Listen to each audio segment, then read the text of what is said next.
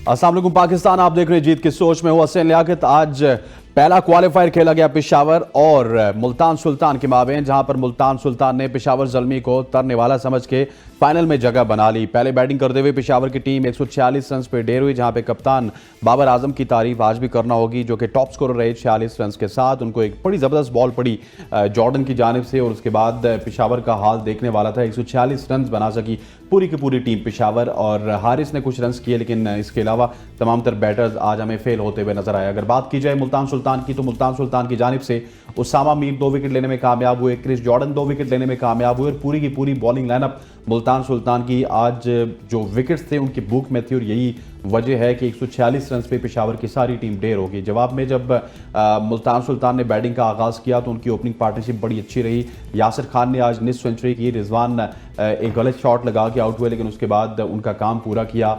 इफ्तिखार अहमद ने आते ही उन्होंने चौका लगाया सलमान इरशाद को, और फिर सेकंड लास्ट डिलीवरी पे उनका जो छक्का था उसकी वजह से 9 गेंदें पहले मुल्तान सुल्तान ये टारगेट अचीव करने में कामयाब हुआ। तकरीबन चौथी दफ़ा मुल्तान सुल्तान फाइनल में पहुंचने में कामयाब हुई है। पेशावर ज़ल्मी को अब इंतजार करना होगा कल के मैच का, जो कि इस्लामाबाद और कोयटा के माबेन खेला जाएगा, कि कौन सी टीम मैच जीतेगी, और उसके साथ पेशावर ज़ल्मी का मुकाबला होगा। लेकिन पेशावर ने आज बहुत ही ज़्यादा पुअर क्रिकेट खेली, इसके ऊपर बात करेंगे। आज हमारे साथ स्टूडियो में मौजूद हैं स्पोर्ट्स एनालिस्ट जनाब जवाद ज़ियारत साहब, sir thank you very much for joining अस। उनके साथ मौजूद हैं साबिक टेस्ट क्रिकेटर जनाब हसन रजा साहब, sir thank you very much for joining us. Hasan भाई, आज का मैच बहुत ही ठंडा मैच हुआ, 146 रन, और वो भी बड़ी आसानी के साथ मुल्तान सुल्तान वो रन चेज करने में कामयाब हुआ। कैसा देख रहे हैं आज की मैच को? यार मैच तो ठंडा हुआ, मगर क्राउड काफ़ी आया हुआ था, आज एंजॉय किया, और रमज़ान का टाइम भी है सर। क्राउड हाँ, कराची में थोड़ा क्राउड कराची वाली ऐनक अगर उतार के देख ले तो क्राउड नहीं था। हाँ, ऐनक उतारी 30% भी नहीं था सर। थोड़ा सा क्राउड नजर आया, जहाँ जहाँ पर बैठे हुए थे लोग वहाँ पर नजर आया। इतना तो पिंडी वाला क्राउड नहीं था, मगर फिर भी वो एंटरटेनमेंट तो रहती है, ज़्यादातर लोग जागते रहते हैं। मगर मैच देखने आए, उन्होंने देखा मैच, मगर वो हाई स्कोरिंग मैचेस नहीं थे जिस तरह से होना चाहिए था। लिमिटेड मैच चल रहा है ये, और जिसको पता है कि मुल्तान, हमने कल भी बताया था कि मेरे ख्याल में कल मैंने मुल्तान भी कहा था, जिस तरह टीम कॉम्बिनेशन बना हुआ है, रीज़ा हेंड्रिक जो है वो भी नहीं है इसमें, और ऑप्शन बहुत ज़्यादा है रिजवान के पास। कैप्टनसी में देखें कि बॉलिंग जो है कभी किसी से कर लें, चेंज कर लेते हैं, और वेरिएशन से करते हैं। अगेन अगर देखें तो आप जो पेशावर ज़ल्मी है बिल्कुल ही ऑफ कलर नजर आई, सिवाय रिजवान के, बाबर आजम के, सॉरी बाबर आजम ने जो 46 रन किए। मेन बैटर वही थे। साइम अयूब जो है वो भी इतना खुल के नहीं खेल रहे, और बॉलिंग पर ज़्यादा कॉन्सेंट्रेट हो रही है, उनको चांस दिया जा रहा है। अगेन डेविड विली, फिर जॉर्डन ने जो क्लासिक बॉल किए हैं वो आउटस्टैंडिंग किए हैं, पेस ऑफ से बॉल किए हैं, चेंज ऑफ पेस किए हैं, यॉर्कर बॉल किए हैं, लेंथ बॉलिंग। जो हमने कराची का बताया कि कराची में जो है पिच वो पिंडी की तरह नहीं थी फास्ट, जो यहाँ पर मुक्के लग रहे थे, ग्लव्स पे हाइट क्रिएट कर रहा था बॉल, यहाँ पर वेदर कंडीशन डिफरेंट थी। मगर वहाँ पर उसामा मीर ने बॉलिंग बड़ी अच्छी करी। हम कह रहे थे कि स्पिनर्स नहीं मिल रहा आपको, मगर स्पिनर मिलने की बात है कि इम्प्रूव भी करे वो, और इम्प्रूव उसने किया है। बैक टू बैक जो बॉलें की हैं, आउटस्टैंडिंग बॉलिंग की थी।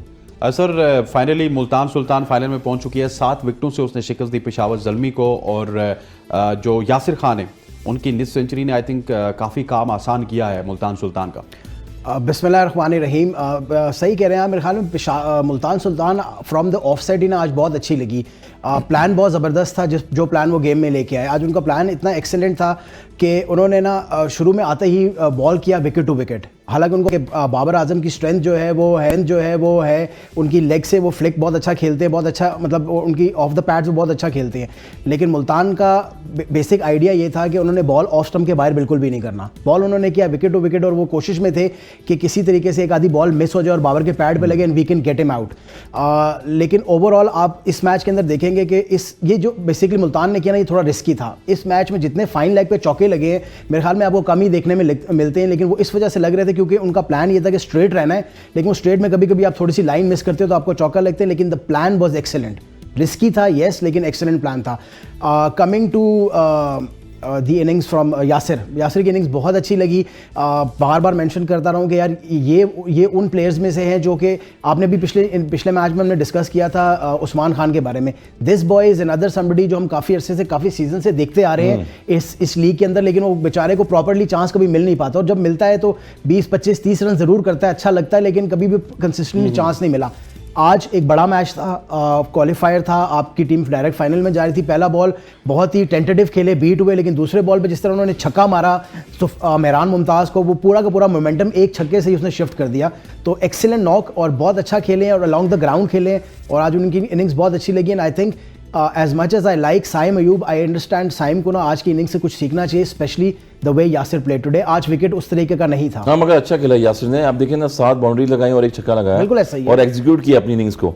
24-25 करे थे, पिछले भी कोयटा से खेलते हैं, इनको चांस मिला था पीएसएल में, मगर फिर भी दोबारा अब कुछ लग रहा था कि इस दफा ये वर्क करके आए हैं पीएसएल में। और सबसे अच्छी बात ये नया बॉल भी खेल रहे हैं, 30 बॉल में उन्होंने किया 50, 166 के स्ट्राइक रेट से, बहुत ज्यादा एग्रेसिव नहीं लगे, लेकिन फिर भी 30 पे 50 कर दिया। तो मेरे ख्याल में पिच रीड करना बहुत इंपॉर्टेंट होता है। हसन भाई, आज के मैच में ना एक और बड़ा इंटरेस्टिंग था, एक तरफ रिजवान थे, एक तरफ बाबर आजम थे, और फाइनली मोहम्मद रिजवान की टीम ने बाबर आजम 11 को शिकस्त दे दी। अब सोशल मीडिया पे ये बातें तो चलेंगी, ये बातें चलेंगी। और शाइन भी बैठे हुए देख रहे थे, आज हारिस भी बैठे हुए देख रहे थे। उनका क्या काम था? उनका फराई शादी में अब्दुल्ला दीवाना अभी पूरा आराम से मजे ले रहे हैं पीएसएल 9 के, क्योंकि खुद तो बाहर हो चुके हैं। जिस तरह से कैप्टनसी भी करी, जिस तरह से टीम को लीड कर रहे थे, तो दोनों रिलैक्स होकर बैठे हुए थे और डगआउट में मैच भी देख रहे थे।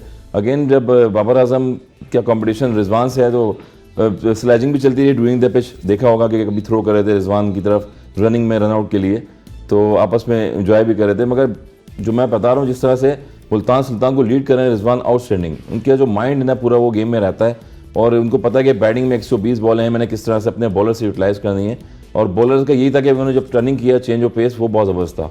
जहाँ पर उसामा मीर बॉल कर रहे हैं, उनको वहाँ पर बॉल पे लेके आया। इसके बाद फिर आपने जॉर्डन को ऐसे टाइम पे लेके आया कि वहाँ मेन जो विकेट थी वो बाबर आजम की थी। हम पिछले भी कल मैच में जिक्र कर रहे थे कि 2 टॉप ऑर्डर अगर बीच में खेल रहे हैं, स्पेशली बाबर आजम जो है कंसिस्टेंट परफॉर्मेंस दे रहे हैं पीएसएल में, और वही एक एंड रोक के रखे हुए हैं। अदरवाइज देखें तो पावल भी बीच में आउट हो गए हैं, पैडल शॉट खेल रहे हैं, और दीगर प्लेयर्स आमिर जमाल को अगर देखें तो बैक टू बैक वो कहाँ ऑफ स्टंप की बॉल थी उसको खेलने जा रहे थे पैडल। तो ये टॉप परफॉर्मेंस जो है नज़र आती है, और कैप्टन का काम होता है किस तरह टीम को लीड करना है।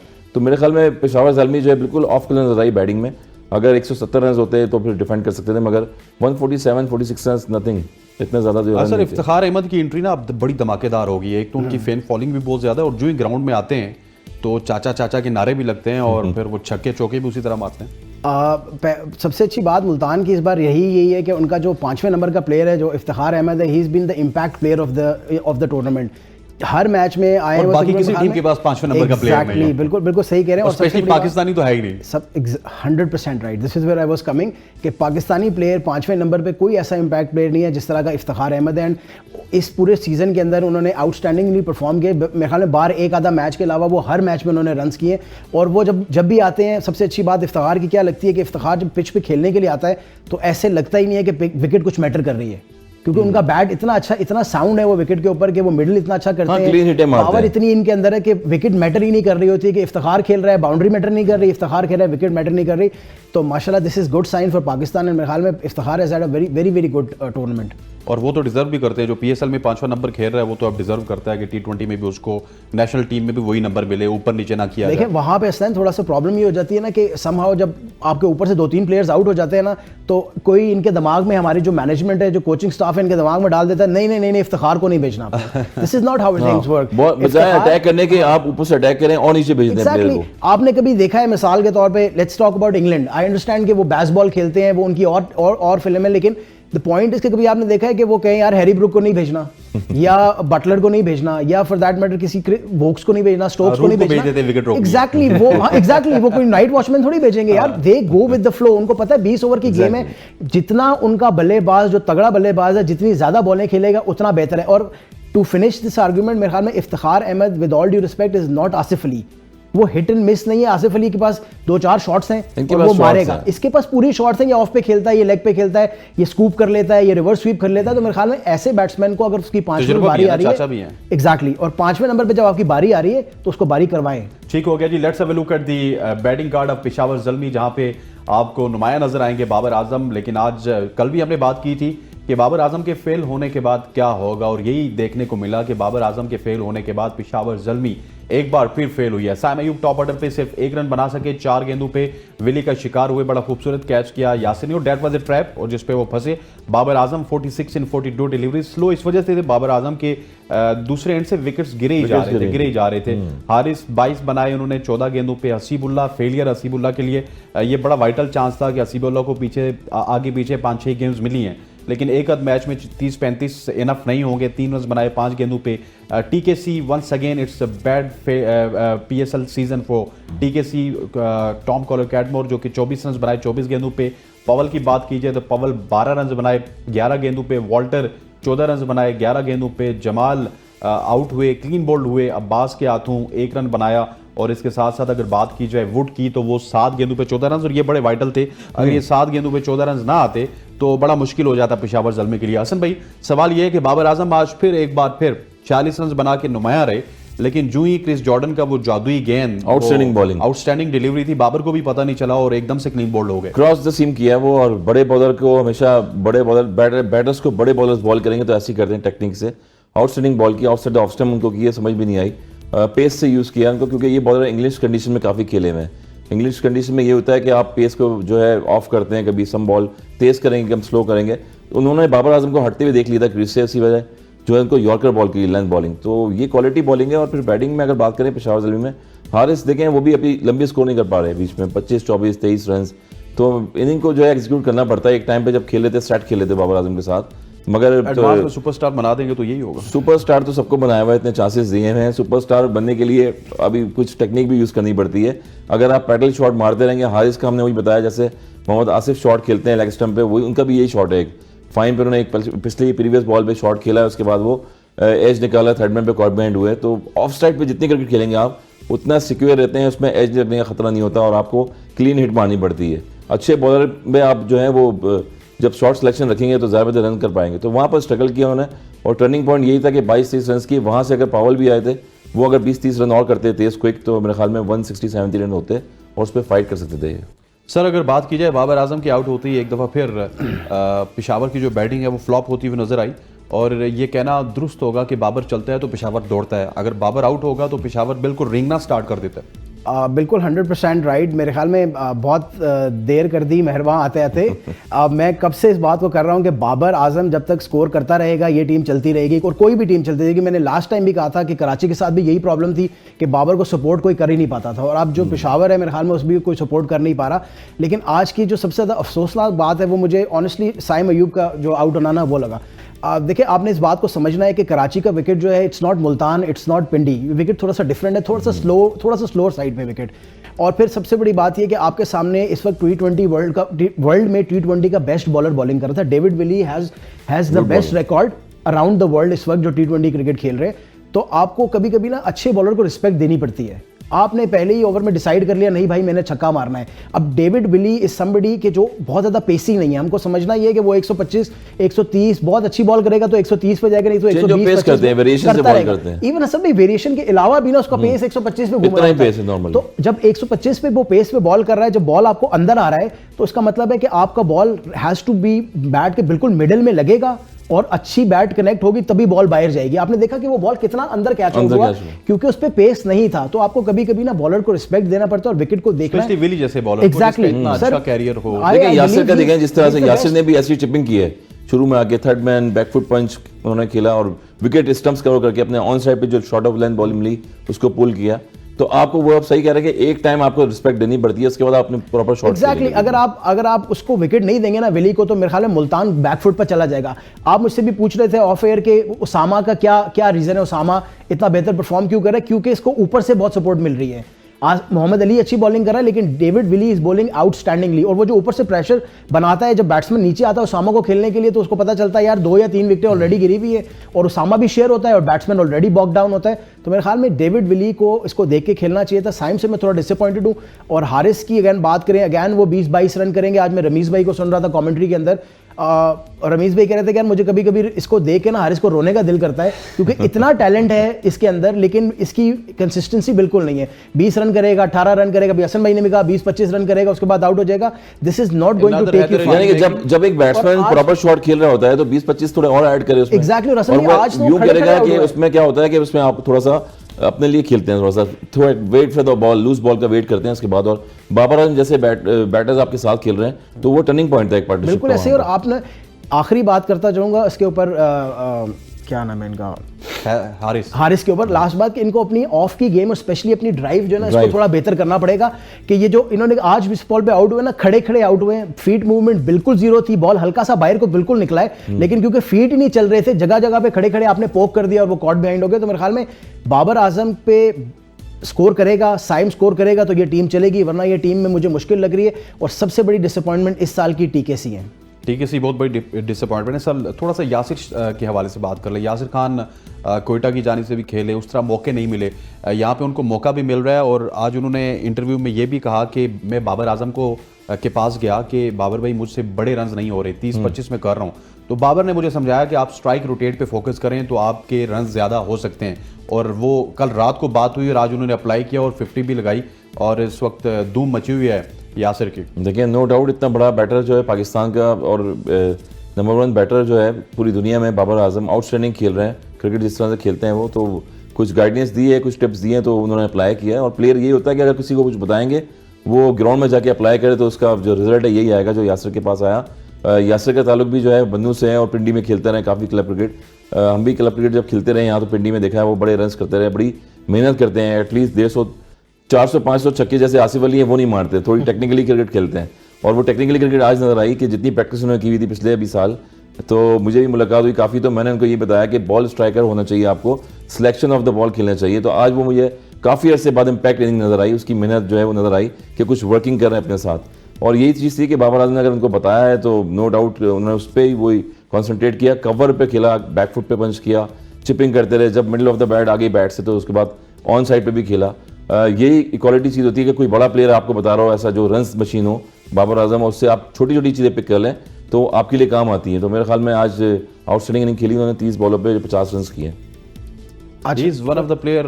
जवाद, इससे पहले कि आप कुछ ऐड करना चाहें, मैंने देखा कि पाकिस्तान के जितने भी अपकमिंग टैलेंट है वो फ्रंट फुट पे ज़्यादा खेलते हैं, लेकिन ये थोड़ा सा बैक फुट पे जाके चौंका देते हैं। अच्छा, क्लासिक ओपनर है यासिर जो है ना, इज़ द क्लासिक ओपनर जो आपको पुराने वक्तों के ना हसन भाई के टाइम के ओपनर्स की भी याद कराता है, क्योंकि बैक फुट पे अच्छा खेलता है, फ्रंट फुट पे अच्छा खेलता है, फिर ऑफ की गेम अच्छी है, फिर लेग की गेम भी अच्छी है।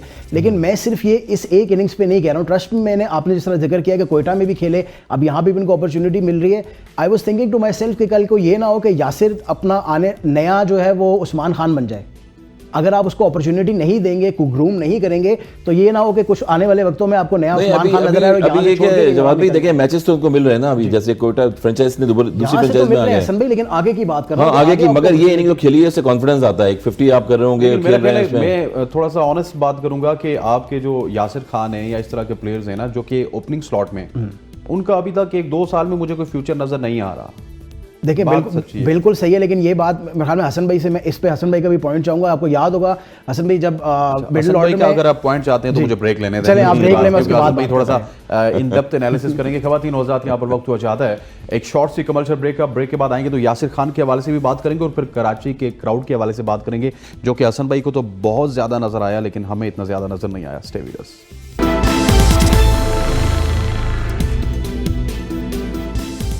Welcome back to show. हम बात कर रहे थे यासिर खान के हवाले से। जवाद कुछ ऐड करना चाह रहे थे क्योंकि इनका मानना यह है कि शायद उस्मान खान की तरह हम यासिर खान को भी ज़ाया कर देंगे, लेकिन मेरा मानना यह है कि जो करंट सिचुएशन है पाकिस्तान क्रिकेट टीम की, उसमें ऑलरेडी ओपनर्स की भरमार है और आगे ही 4-5 ओपनर्स पाकिस्तान के नेशनल स्क्वाड में मौजूद है। तो एक अगर आपके यासिर खान चले गए तो इनको भी जब हम 5वें नंबर पे खिलाएंगे तो ये परफॉर्म कर नहीं सकेंगे, इनका भी कैरियर तबाह हो जाएगा। सर, ऐसी चीज़ें भी तो चल रही हैं कि हमें मिल ही ओपनर रहे इस PSL में। देखिए सैन, ये तो बिल्कुल आपने सही कहा कि हमें मिल ही ओपनर रहे, लेकिन आपने ये समझना है कि अब क्राइटेरिया क्या हो गया। क्राइटेरिया ये है कि जो लड़का ऊपर आएगा, अब आप let's take it this way, जो आपके टॉप 5 रन स्कोरर है इस सीजन के, वो 5 के 5 या तो ओपनर है या वन डाउन है। जिसको मैक्सिमम अपॉर्चुनिटी मिल रहा है ना, वही जाके परफॉर्म कर रहा है। तो पॉइंट इज के अब जो भी रिजवान नया खेलना वाला है, एग्जैक्ट सऊद शकील 5वें नंबर पे एग्जैक्टली। अब प्रॉब्लम ये है, you have Babar Azam, you have Rizwan, you have Saim Ayub, you have Fakhar Zaman, अब आपके पास यासिर आ गया, फरहान आ गए, उसके बाद आपके पास सऊद शकील ने, चलो मैं नहीं कह रहा कि वो इनको खिलाएं, बट द पॉइंट इज के he is also in the contention. So the point is के मैं क्यों कह रहा था, मैं हसन भाई के पास इस सवाल को डायरेक्ट करना चाहूंगा, क्योंकि एक टाइम था जब पाकिस्तान के मिडिल ऑर्डर के अंदर हसन भाई उस एरा के खेले में, इनको इस बात का बिल्कुल क्लियर अंदाजा होगा। इंजमाम भाई, उसके बाद यूसुफ भाई, उसके बाद यूनुस भाई। अब इस 3 के दरमियान में आई एम श्योर कि डोमेस्टिक क्रिकेट में हमने बहुत सारा टैलेंट वेस्ट किया होगा। इतने प्लेयर आए कि बता एग्जैक्टली, हसन रजा हिमसेल्फ, आसिम कमाल, 2 एग्जांपल है मेरे ख्याल में। इसके अलावा भी बहुत सारे टैलेंट है जो हमने वेस्ट किया होगा। एग्जैक्टली, फैसल इकबाल भी है, अयूब डोगर का भी नाम ले, जिसने डोमेस्टिक में टॉप किया था एक जमाने में। इतने सारे प्लेयर। तो माय पॉइंट इज के जब हसन भाई या आसिम कमाल या फिर फैसल इकबाल, ये हमारे साथ होता क्यों है कि जो हमारी स्लॉट पक्की होती है उसी के हमें प्लेयर मिलते हैं। बिल्कुल ऐसा ही होता है, बट मैं वही बात कर रहा हूँ ना, एक टाइम आता है कि जब अब वही प्रॉब्लम एग्जैक्टली जो हमारी 90s और 2000 में ये प्रॉब्लम थी, अब हमारी ओपनिंग स्लॉट में आ गई है कि हमारे पास 5-6 ओपनर हैं और जब उन बेचारों को स्लॉट डाउन करते हैं तो उनकी परफॉर्मेंस उस तरीके से आ नहीं पाती और है। हमारे पास मिडिल ऑर्डर का कोई खेलने वाला ही नहीं है। एग्जैक्टली क्यों नहीं है? क्योंकि आपके सारे के सारे लड़के, जो भी नया लड़का आपका आ रहा है ना डोमेस्टिक क्रिकेट में, he wants to open, he wants to play one down. तो भाई बाकी 3, 4, 5, 6 नंबर पे कौन खेलेगा? इसीलिए तो भी मेरे ख्याल में हुरैरा जो है वो भी ओपनर ही है, वन डाउन खेलते हैं, ओपनर वन डाउन खेलते हैं। तो पॉइंट ये है कि नजर नहीं आ रहा, 6 पे भी नजर, क्योंकि असल में प्रॉब्लम क्या हो रही है कि जो वन डाउन और ओपनर और वन डाउन आ रहे हैं, असल में टीवी पे नजर भी वही आ रहे हैं। प्रॉब्लम सबसे बड़ी ये हो गई है कि जिसके पास मैक्सिमम अपॉर्चुनिटी वही टीवी पे नजर आ रहा है। अनफॉर्चुनेटली ये होता रहेगा तो आपके पास ओपनर्स का भरमार लग जाएगा और 5वां, चौथा, 5वां, 6ठा नंबर आपके पास बिल्कुल खत्म हो जाएगा। तो ये एक प्रॉब्लम है that PCB needs to address. लेकिन हैविंग सेड दिस, मेरे ख्याल में जिसको अपॉर्चुनिटी मिलती है, यू अंडरस्टैंड दिस कि आपको अपॉर्चुनिटी मिल रही है पाकिस्तान से खेलने के लिए, तो you will have to step up your game. देखिए एक तो यही चीज़ है, जवाब मैं देता हूँ आपको कि मिडिल ऑर्डर में क्या होता है कि आप डोमेस्टिक में अगर आप देखें तो 80 ओवर की इनिंग कर दी है जी, ठीक है। उसके बाद नया बॉल पे मेरे ख्याल में जो T20 फॉर्मेट इतना हो गया है, उसमें हर बंदा कहता है कि यार मुझे ज़्यादा से ज़्यादा चांस मिले और मैं स्ट्राइक रोटेट करूँ। एक तो हम स्ट्राइक रोटेट पे आ गए कि चौके छक्के मारे हैं, बस टेम्परामेंट जो है वो खत्म हो जा रहा है बैटिंग। तो इसलिए मिडिल ऑर्डर में इतनी ज़्यादा जो है बैट्समैन, एक आध जो डोमेस्टिक में देखें कोई डबल सेंचुरी करते हैं वो भी जाके 5-6 पे जाके, मगर उनको फिर पाकिस्तान टीम में वहाँ नहीं खिलाया जाता और पुराने को खिलाते हैं वहाँ पर जाके, और पुराने को खिला के फिर चांस देते हैं, नए को एक आध दफ़ा मैच खिला देते हैं लेके। ये प्रॉब्लम है। और टेम्परामेंट की बात की, टेम्परामेंट जो है वो मिडिल में ही आएगा 5-6 पे। इफ्तिखार एक मेन बैट्समैन है आपके पास, पिछले 2 साल से चलते हुए आ रहे हैं, तो टेम्परामेंट दिखाना पड़ेगा, लंबी क्रिकेट खेलनी पड़ेगी और मिडिल ऑर्डर बैट्समैन जो है उनको भी खिलाना पड़ेगा वहाँ पर। और लास्टली असलान इसमें एक और पॉइंट ये भी ऐड कर सकते हैं कि हमारा सिलेक्शन का क्राइटेरिया भी बहुत गलत है। हम T20 से सिलेक्ट करते हैं, फिर उसको वनडे खिलाते हैं और उसको फिर टेस्ट में लेके जाते हैं। मसूद का देखें आपके, अगर वो खेलने आए थे एज ए ओपनर आए, फिर डोमेस्टिक में हमारे साथ जब खेलते रहे, नंबर 3 पे आए, नंबर 3 से नंबर 4 पे आए, T20 से आए, पाकिस्तान कप में परफॉर्मेंस दी, फिर टेस्टिंग में कप्तान बन गए, फिर T20 में, वनडे मैच में इंग्लैंड की सीरीज में असल में वो 6 नंबर पे बैटिंग कर रहे थे। क्रिकेट खराब ही रहेगी जब तक PSL का जो टैलेंट है ना उसको हम 50 ओवर में भी यूटिलाइज करेंगे, टेस्ट क्रिकेट में भी यूटिलाइज करेंगे। जब तक हम अपने फर्स्ट क्लास क्रिकेटर्स को ये बताएंगे ना कि यार आप 4 डे खेल रहे हो तो आप हमारी टेस्ट की प्रायोरिटी हो, आप लिस्ट ए खेल रहे हो आप हमारी ODI की प्रायोरिटी हो, आप PSL खेल रहे हो आप हमारी T20 की प्रायोरिटी हो, तब जाके आपकी क्रिकेट ठीक हो। देखिए हसन, बिल्कुल 100% एग्रीड, बल्कि 110% एग्रीड। आप इसको इस तरह समझे कि मिसाल के तौर पे हसनैन लियाकत कल फैसला करता है कि यार मैंने जाके क्रिकेट खेलनी है, पाकिस्तान के लिए क्रिकेट खेलनी है, what do I need to do. आज हर यंगस्टर के दिमाग में यही है कि यार मैं 20 ओवर की मारदार वाली क्रिकेट खेलूंगा तो मैं टीम में आऊंगा। तो वो जो वनडे का क्रिकेटर है जो चौथे, 5वें और 6ठे नंबर पे खेलने वाला है, वो उसका मेंटालिटी कुछ और होगी। वो कह रहा है यार मैं मारदार करूं, PSL में आऊं और वहां से अपना रास्ता बनाऊं ODI टीम में, या वहां से अपना रास्ता बनाऊं T20 गेम खराब हो world cup, sorry test cricket में, और उसकी गेम खराब हो रही है। मैं इसीलिए कह रहा हूं कि PCB needs to sort this out के भाई खुदा का वास्ता है, जो T20 का टैलेंट है उसको T20 में ही रहने दो और अपना लिस्ट ए में से अपने वनडे के प्लेयर निकालो और अपने 4 डे में से अपनी टेस्ट स्क्वाड निकालो अगर आपने क्रिकेट अपनी बेहतर करनी है तो।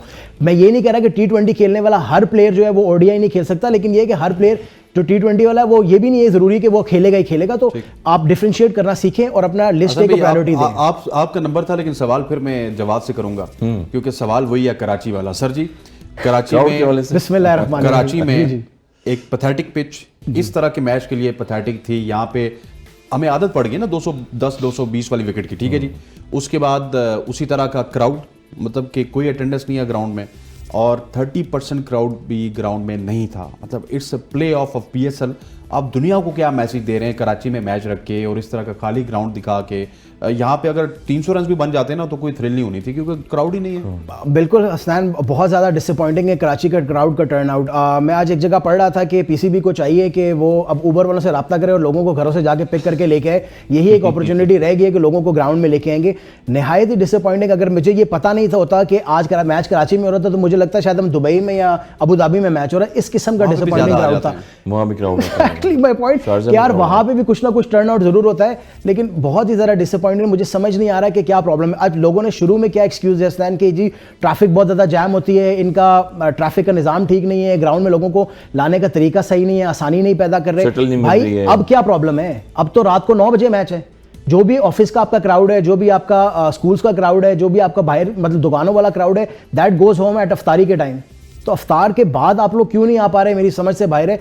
मैं पिछली बार मैंने आपसे मजाक में कहा था आई एम गोइंग टू से this online on air now कि हम ना मादरत के साथ फारूक सत्तार भाई अगर इसके बीच में शामिल ना हो जाए और ये ना कहना शुरू कर दें कि कराची को दीवार के साथ लगाया जा रहा है, तो मेरे ख्याल में Karachi should be ripped off these matches. Karachi क्योंकि क्राउड इतना डिसअपॉइंटिंग है, आप ट्रस्ट मी, मैंने आपको पिछले मैच में भी कहा था, मैं आपको अगेन आज कह रहा हूँ कि डिप्रेसिंग लगता है मैच। क्राउड नहीं होगा, जितनी मर्जी हाई क्वालिटी आप क्रिकेट खेल लें, उसमें कोई फन नहीं है। तो जब तक क्राउड नहीं आएगा मैच डिप्रेसिंग लगेगा। और आज की पिच भी आपने बिल्कुल राइटली पुट किया, पिच भी बहुत अच्छा नहीं था, लेकिन जो क्राउड था उसका टर्न आउट तो बहुत ही ज़्यादा बुरा था, और ये एक फ़ैन के लिए बहुत डिप्रेसिंग है। और मैं चाहूँगा कि कराची से आप अपने मैचेस ले लें और आप इस्लामाबाद को या लाहौर को या मुल्तान को मैचेस दें, और कम से कम क्राउड तो है, लोग इन्वॉल्व तो हों कम से कम। असद भाई, कराची को दीवार के साथ लगाया जा रहा है यार, लोग इसलिए कह रहे हैं, देखें क्रिकेट तो कितनी होती है वहाँ पर, जितनी क्रिकेट पूरे पाकिस्तान में कराची में होती है, मेरे ख्याल में स्ट्रीट क्रिकेट में हर जगह कहीं नहीं होती होगी। मेरे ख्याल में रमज़ान भी अब आ गए हैं, तो रमज़ान में टेप बहुत ज़्यादा खेल रहे हैं लोग स्ट्रीटों पे, वहाँ पर मैच दिखने नहीं आ रहे, फिर ये कर रहे हैं। और फिर सोशल मीडिया का ज़माना है, वो खेल भी रहे हैं, होटलों में बैठे हुए वहाँ पर, और फोन पे भी मोबाइल पे बैठ के देख लेते हैं। ये भी एक पिंडी में भी मोबाइल है, पिंडी में भी वो तमाम तरह एप्लीकेशंस हैं, लाहौर में भी हैं, मुल्तान में भी हैं। There is a lot of things going on in Karachi crowd. जो गवर्नमेंट है, सिंध गवर्नमेंट भी वहाँ पर काम कर रही है, सारी चीज़ें उन पर भी डिपेंड करता है कि क्राउड को किस तरह से आपने अट्रैक्ट करना है वहाँ पर, ये मेन चीज़ होती है। और ओवरऑल देखिए तो कराची किंग्स की टीम भी और बहुत सारे प्लेयर्स भी वहाँ पर खेल रहे हैं, सारे कुछ हाई भी इतनी ग्रेड हुई है PSL की, मगर वो वाकई क्राउड नज़र नहीं आया कराची में। और बस यही बात है कि एसोसिएशन पे डिपेंड करता है, PCB पे डिपेंड करता है। उनके पास तो टाइम पीरियड भी यही था कि 5 मैचेस जो हैं रह गए रमज़ान के, तो उसमें यहाँ पर मैच करवाया, वरना कोई शेड्यूल नहीं था PSL का तो उनके पास। और to add one more line to this, मेरे ख्याल में अगर कराची का क्राउड बाबर आजम को देखने के लिए नहीं आ सकता, रिजवान को देखने के नहीं आ सकता, तो मेरे ख्याल में आपको फातिहा पढ़ लेनी चाहिए कि इस मुल्क में क्रिकेट जा कहाँ रही है। आज मैंने रिजवान से यही सवाल रिजवान से हुआ कि क्राउड के बारे में आप बताएंगे, क्राउड किस तरह क्राउड को आना चाहिए या क्राउड को कैसे आएगा। रिजवान ने जो रिप्लाई किया वो और भी ज़्यादा फ़नी भी था, शॉकिंग भी था। उन्होंने कहा जी कि मुझे लग रहा है लोग तरावियाँ पढ़ने गए हुए हैं। तो मेरे ख्याल में लोग अभी रमज़ान में तरावियाँ पढ़ने गए, और इससे पहले रोज़ों से पहले जो मैचेस हो रहे थे उसमें तरावियों की प्रिपरेशन कर रहे थे। Let's have a look at the bowling card of Multan Sultan, जो कि बड़े स्पेशल रहे।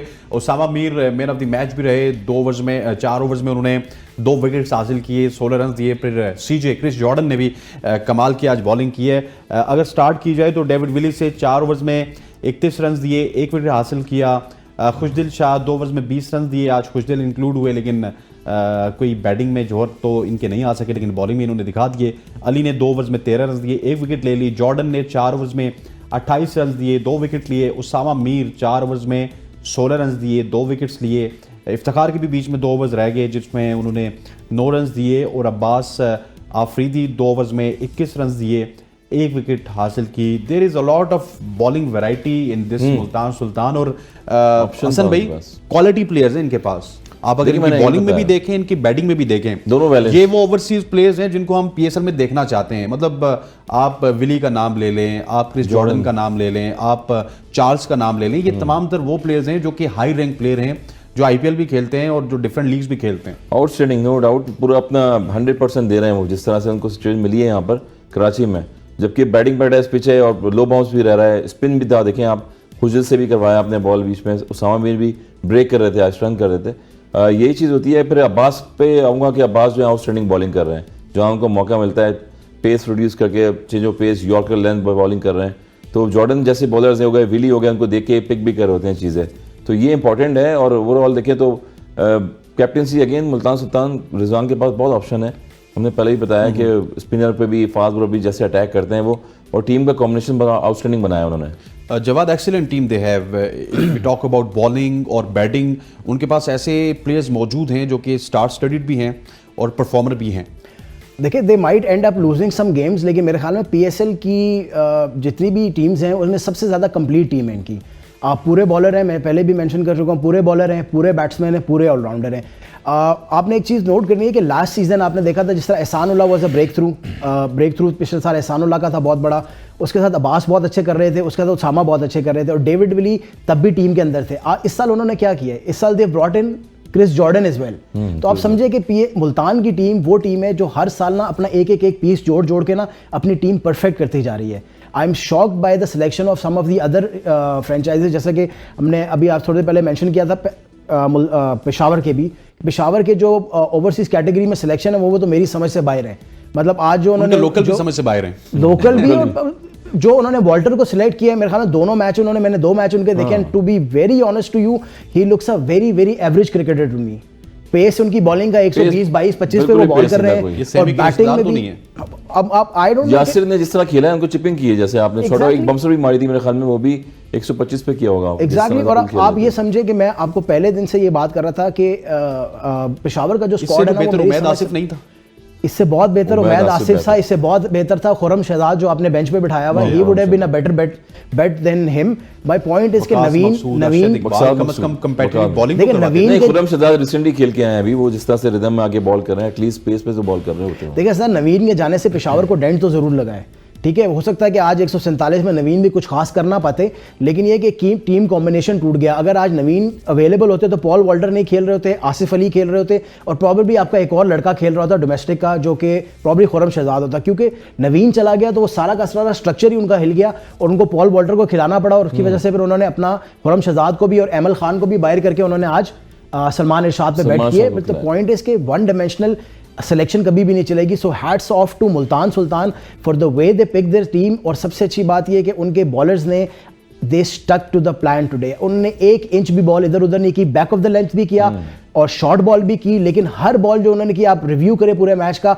That was middle stump, off stump, maximum next stump. इससे बाहर वो ऑफ के बाहर आपको शाज़ो नादरी उनकी कोई बॉल नजर आई होगी जो ऑफ के बाहर की उन्होंने। ठीक हो गया, यहाँ पर वक्त हुआ चाहता है एक शॉर्ट सी कमर्शियल ब्रेक का। ब्रेक लेते हैं, वापस आएंगे तो फिर मुल्तान सुल्तान की बैटिंग के हवाले से भी बात करेंगे और साथ ही डिस्कस करेंगे पेशावर ज़ल्मी की बॉलिंग को, जो कि बहुत ही वेवर्ड लगी आज। स्टे विद अस।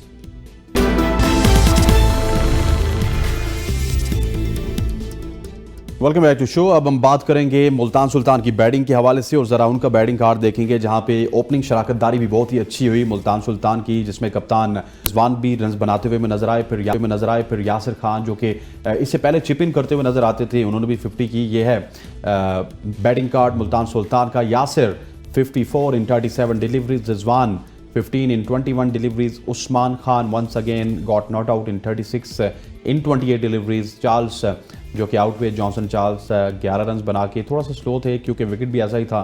और इफ्तिखार जी, क्या बात है इफ्तिखार की, 8 गेंदों पर 22 रन इफ्तिखार साहब ने बनाए हैं। और सर अगर बैटिंग की भी बात की जाए हसन भाई, तो एक कंप्लीट बैटिंग साइड हमें नजर आती है मुल्तान सुल्तान। अगर एक फेल होता है तो दूसरा कंपोनेंट होता है। जिस तरह पेशावर की हमने बात की ना कि बाबर फेल हो जाते हैं तो संभाला देने के लिए कोई नहीं है, यहाँ पे उस्मान खान है, उस्मान खान को आउट करेंगे चार्ल्स है, चार्ल्स को आउट करेंगे तो पीछे इफ्तिखार हैं। So there is complete batting. Even कभी कभार आप आंख बंद करके खुशदिल शाह के ऊपर भी तकिया कर सकते हैं। देखिए, आंख बंद करके तो टीम सेलेक्ट कर रहे हैं। मैंने ये बता रहा था अभी ब्रेक से जाने से पहले कि ऑप्शन इतने हैं रिजवान के पास कि आप किसी को भी यूटिलाइज कर सकते हैं, बॉलिंग में, बैटिंग में। अगर आपको पता लग रहा है कराची में पिच पे अगर स्पिन पिच है तो आप स्पिनर खिला देते हैं।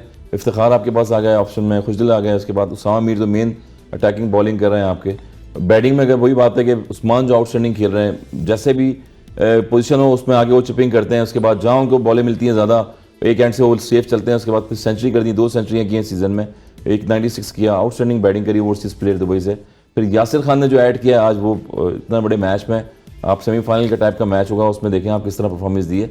तो यही चीज़ें होती हैं हाईलाइट करने की। और फिर बैटिंग की स्ट्रेंथ आप बता रहे हैं, फिर बॉलिंग में देखें, बॉलिंग भी सपोर्ट करिए बैटिंग को। तो ये एक टीम कॉम्बिनेशन होता है और स्टाफ का कॉम्बिनेशन ऐसे ही होता है कि आप जहाँ पर ऐसे मैचेस में मौका मिले तो वहाँ पर अगली टीम को टफ टाइम दें। और ये चीज़ थी कि आज रिजवान ने बिहाइंड द स्टंप्स जिस तरह से वो वकअप करते हैं प्लेयरों को, एक दूसरे को मोटिवेशन, यही खुजल शाह हैं जिनसे 4 कैच छूटे थे शुरू के मैचेस में 3, तो उनको कंसिस्टेंट आपने जो है एक 11 के स्क्वाड में रखा हुआ है, कॉन्फिडेंस दे रहे हैं। तो outstanding team Multan Sultan, outstanding Multan Sultan. Let's have a look at the bowling card of Peshawar Zalmi, जिसको डिस्कस करना चाहूँगा क्योंकि पेशावर के पास कोई ऐसा कॉम्पोनेंट मुझे अभी तक नज़र नहीं आता जो कि आए और ठा करके बाबर आजम को विकेट लेके दे। क्योंकि हमने देखा पिंडी में बहुत ही आउटस्टैंडिंग थे मेहरान मुमताज़, लेकिन जब से कराची पहुंचे हैं उनको बाउंड्रीज भी लग रही है। लेकिन ठीक है, आज वो कमबैक वापस अच्छा कर गए पहले ओवर के बाद, लेकिन मेहरान मुमताज़ भी हमें स्ट्रगल करते हुए नजर आते हैं। फिर व्हाट्स रॉन्ग विद सलमान इरशाद, ये भी डिस्कस करेंगे। ज़रा बॉलिंग कार्ड और बॉलिंग फिगर्स देखेंगे क्योंकि मैच समरी पे चले जाइए। अगर बॉलिंग कार्ड नहीं भी है तो मैच समरी देख लेते हैं क्योंकि पेशावर ज़ल्मी के बॉलर्स की परफॉर्मेंसेज हमें वहीं पे नज़र आ जाएंगी। और सलमान इरशाद काफ़ी ज़्यादा महंगे रहे। ये देखिए जी, अब थोड़ा सा फोकस करते हैं इस पे बॉलिंग पे। आप देखिए 3 ओवर्स में 1 विकेट ली, 23 रन दिए। मेहरान ने 1 विकेट ली, 28 रन दिए। इरशाद ने 3 ओवर्स में 1 विकेट ली, 28 रन दिए। जब हम बॉलिंग की बात करते हैं ना, तो सलमान इरशाद इज समवन के जिनको लीड करना चाहिए था वहाब रियाज के जाने के बाद, लेकिन अनफॉर्चुनेट है कि सलमान इरशाद ना लीड कर पा रहे हैं और ना ही रन्स कंटेन कर पा रहे हैं। मतलब आपने इतनी अच्छी गेंद पे विकेट लिया और उसके बाद आप हाफ पॉलिश करवा रहे हैं, बल्ले के नीचे बॉलें दे रहे हैं इफ्तिखार को। हसन, आपको याद होगा जब दूसरा मैच हमने पेशावर का बिल्कुल टूर्नामेंट के शुरू में हमने जब डिस्कस किया था, मैंने तभी आपको कहा था कि Salman Irshad is not somebody जो कि आपका अटैक लीड कर पाएगा। मैं हमेशा से कह रहा हूँ, PSL के शुरू होने से कह रहा हूँ कि Peshawar needed a Pakistani bowler जो कि इनका अटैक लीड करेगा, और unfortunately Salman Irshad is not that bowler. Salman Irshad बहुत ही वन डायमेंशनल बॉलर है और it should not be a surprise to anybody. ये ऐसा नहीं है कि सलमान इरशाद इस टूर्नामेंट में ऐसे कर रहे हैं। He is a hot and cold bowler, कभी बहुत अच्छा करेगा, कभी बहुत ही बुरा करेगा। तो वन डायमेंशनल है, या तो यॉर्कर करेगा या शॉर्ट पिच करेगा। उसके अलावा सीम स्विंग लेंथ्स में कुछ ज़्यादा उनके पास वैरायटी है नहीं, और सीम स्विंग भी कुछ खासी है नहीं। तो मेरे ख्याल में आपको, मुझको या किसी को भी सरप्राइज नहीं होना चाहिए कि सलमान इरशाद अच्छा परफॉर्म नहीं कर पा रहा या पेस अटैक को लीड नहीं कर पा रहा। पेशावर को समझना ये है कि जब मैं अभी हसन भाई से यही बात कर रहा था कि अभी बैक टू मुल्तान की सिलेक्शन पे सिर्फ जाऊंगा कि जो ओवरसीज पूल ऑफ प्लेयर्स है मुल्तान का, show me a better pool of overseas player than Multan. उनके पास डेविड मिलान थे शुरू में, रीज़ा हेंड्रिक्स थे उनके पास, उसके बाद उस्मान खान था उनके पास, अभी जॉनसन चार्ल्स है उनके पास, जॉर्डन है उनके पास, डेविड विली है। मैं ओवरसीज पूल की बात कर रहा हूँ। अब मुझे बताएं कि यार जब ये 6 प्लेयर या 7 प्लेयर जब मुल्तान खरीद रहा था तो बाकी फ्रेंचाइजी स्पेशली पेशावर सो रही थी। मतलब आपने क्या ओवरसीज सिलेक्शन की हुई है? तो मेरे ख्याल में ओवरसीज प्लेयर्स का ना परफॉर्म करना पेशावर के लिए बहुत ज़्यादा जो है ना वो प्रॉब्लम कर रहा है। और मेरे जहाँ तक ख्याल है कि पेशावर का बेसिक आइडिया यही था कि हम अपना बैटिंग टैलेंट जो है वो पाकिस्तानी खिलाएंगे और ओवरसीज अपना बॉलिंग टैलेंट खिलाएंगे, लेकिन वो मिसफायर भी कर रहा है, मिसफायर हो गया ना, मिसफायर भी कर रहा है। और अनफॉर्चुनेटली आज के क्रूशल वाले मैच में आगे नवीन उल हक भी वापस चले गए। तो मेरे ख्याल में क्विकली ऐड कीजिएगा मेहरान मुमताज के हवाले से कि why is not as much effective as he is in Rawalpindi. देखिए, जब पहले 2 मैचेस में मैंने आपको पहले ही कहा था कि the only worry for me about Mehran Mumtaz was कि वो बॉल बहुत खींच के कर रहे थे, बहुत तेज कर रहा था। अब जो भी बैट्समैन उसको खेलने आ रहा है ना, वो थोड़ा प्रेडिक्टेबल इसलिए हो रहा है कि उसको पता है कि ये बॉल खींच के करेगा। लेकिन मैं अभी भी उसके ऊपर I will not go hard on him, क्योंकि बात ये है कि जब स्कोर बोर्ड पे बहुत ज़्यादा स्कोर लगा होता है ना, तब बॉलर किसी और मेंटालिटी से बॉल करता है। अब जब स्कोर बोर्ड पे लो स्कोर लगा हुआ था तो मेहरान मुमताज का काम क्या था? विकेट लेके देना।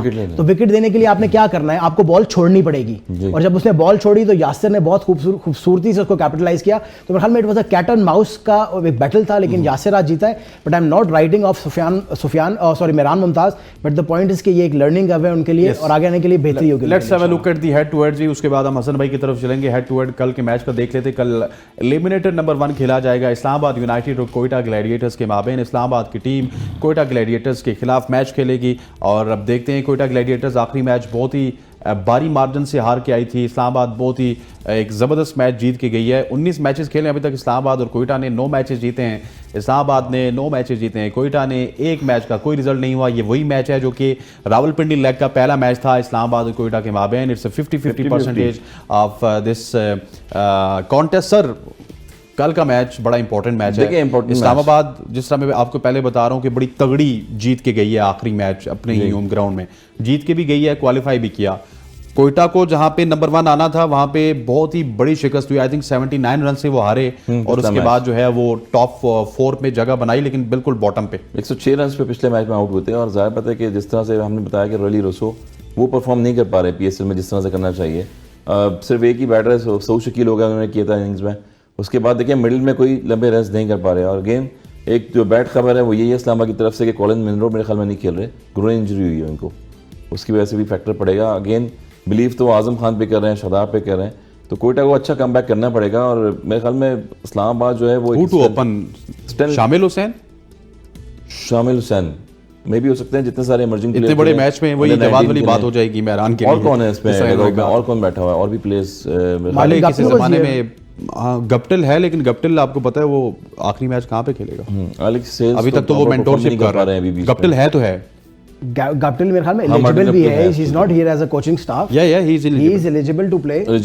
अगर तो वो नहीं खेल रहे मनरो, तो probably the best bet would be to go with Guptill, क्योंकि इस्लामाबाद हमेशा से उनकी मेंटालिटी यही है कि टॉप हैवी जाएंगे और मैक्सिमम रन्स बनाएंगे और उसके बाद देखेंगे क्या करना है। तो मेरे ख्याल में ही शुड ओपन। अगर तो बिल्कुल है, वो ओपन करेंगे। और फिर लास्ट में जिस तरह कोयटा खेली उस तरह नहीं खेलना चाहिए उनको, थोड़ा सा अपनी जो है एक घेर लगाना चाहिए, क्योंकि इंपॉर्टेंट मैच होगा ये। और अगेन देखें तो बैलेंस टीम। अच्छा, कोयटा भी ना मुल्तान से लाहौर तक बहुत अच्छी गई, लाहौर से एकदम जब पिंडी आई तो बहुत डाउन हो गए, अब कराची में भी जाके डाउन ही जा रहे हैं। एब्सोल्युटली मेरे ख्याल में Quetta was one of my favourite teams to win the league जब टूर्नामेंट स्टार्ट हुआ, क्योंकि कॉम्बिनेशन बहुत अच्छा लग रहा था उनका। जेसन रॉय बहुत अच्छा परफॉर्म कर रहे थे, सऊद की ओपनिंग बहुत सरप्राइजिंगली बहुत अच्छा चल रहा था। फिर उनके पास मिडिल ऑर्डर में बैट्समैन उनके ठीक थे, राइली रूसो जो कि हर सीजन में परफॉर्म करते हैं।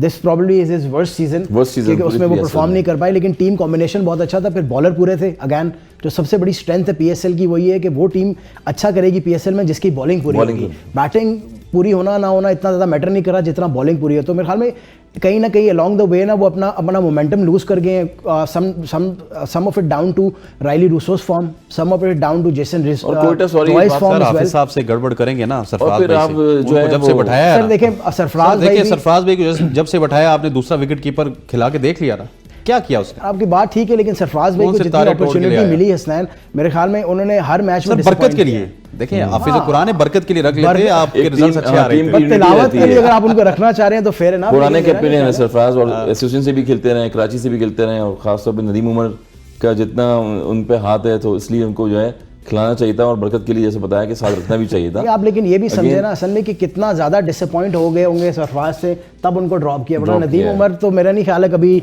सरफराज को टीम से ड्रॉप करते थे। और फिर आप बिलीव जो है नाफे पे कर रहे हैं अभी, जिस तरह से वो खेलने आए हुए हैं, लोगों ने कहा कि वो इनिंग्स खेलेंगे, मगर एक प्ले पे रिलायबल नहीं होते आप। जेसन रॉय हो गया, रैली रोस हो गया, मिड में 6 बार जो पावर प्ले खत्म हो जाता है उसके मिडिल में आके इफ्तिखार जैसे एक्सपीरियंस, उस्मान खान जैसे एक्सपीरियंस प्लेयर है, ऑप्शन है आपके पास बैटिंग में, तो वहाँ पर कोई ऑप्शन नजर नहीं आता है। और वहाँ से सेकंड गेयर लगता है 6 ओवर के बाद पावर प्ले में, वहाँ पर कोयटा जो है विकेट थ्रो करना शुरू हो जाती है। अच्छा वन मोर थिंग, मुझे अगर आप दोनों में से कोई बताए कि ये शफेन रादरफोर्ड जो है वो किधर गए हैं?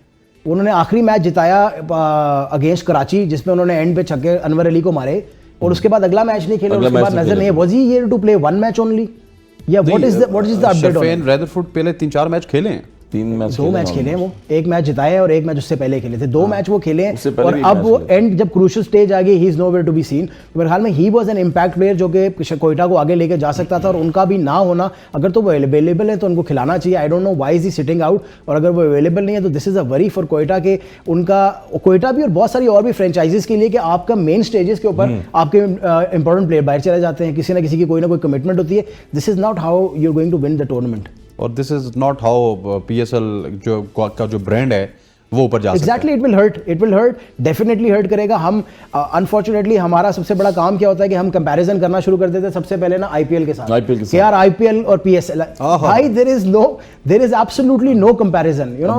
अब तो बीपीएल से भी नहीं कर सकते आप। एग्जैक्टली, अब यू टॉकिंग अबाउट, उन्होंने डेविड मिलर को 1.5 करोड़ रुपया दिया, पता नहीं कितने करोड़ दिया, आई थिंक 1.5 करोड़ दिया 3 मैचेस का, फाइनल लास्ट टीम 2 करोड़ इनाम था फाइनल का।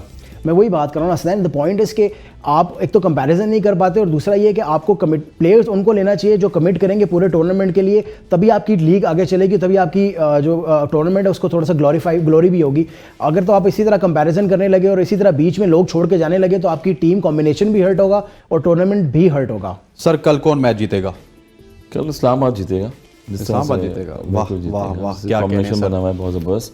शदाब थ्रू आउट देखें आप तो खुद बैटिंग में भी आते हैं, बैटिंग में जो है आउटस्टैंडिंग परफॉर्मेंस दी है, टीम को जल किया हुआ है। डिपेंड वही मैंने बताया कि आजम खान चलेंगे तो फिर कोयटा इस्लामाबाद चलेगी, और वो इंपॉर्टेंट टर्निंग पॉइंट है जहां बैटिंग के खिलाफ वैसे भी चलते हैं सर कल इस्लामाबाद या Quetta. I would go with Islamabad as well जी, क्योंकि last time what happened to Karachi, मुझे नहीं सॉरी कोयटा इन कराची आखिरी मैच में जो है मुझे लग नहीं रहा वो रिकवर कर पाएंगे, वो बहुत बुरा डैमेज। ये पहली दफा है जी कि एबीएन न्यूज़ पे तीनों जजेस का फैसला 3-0 से आ गया है। अब देखते हैं कि कल 3-0 से फैसला आएगा या इस्लामाबाद की टीम वापस इस्लामाबाद आएगी। Sir thank you very much for joining अस। मैं भी इस्लामाबाद के साथ जाऊंगा, हसन भाई आप भी इस्लामाबाद के साथ हैं, जवाद भी इस्लामाबाद के साथ हैं। हसन भाई आपको भी शुक्रिया, जवाद भाई एक दफ़ा फिर आपका शुक्रिया। ख़वातीन उज़ात आपका बहुत बहुत शुक्रिया जो कि रात के इस पैर में हमें देखते हैं। मुझे मेरी पूरी प्रोडक्शन टीम के साथ इजाज़त दीजिए, अल्लाह हाफ़िज़।